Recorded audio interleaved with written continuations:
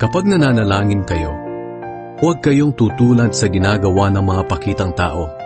Mahilig silang manalangin ng nakatayo sa mga sambahan at sa mga kanto ng lansangan para makita ng mga tao. At kapag nananalangin kayo, huwag kayong gumamit ng maraming salita na wala namang kabuluhan tulad ng ginagawa ng mga taong hindi kumikilala sa Diyos. Akala nila ay sasagutin sila ng Diyos kung mahaba ang kanilang panalangin. Huwag niyo silang gayahin dahil alam na ng inyong Ama kung ano ang kailangan ninyo bago pa man ninyo ito hingin sa Kanya. Kaya manalangin kayo ng katulad nito. Ama naming nasa langit, sambahin nawa kayo ng mga tao.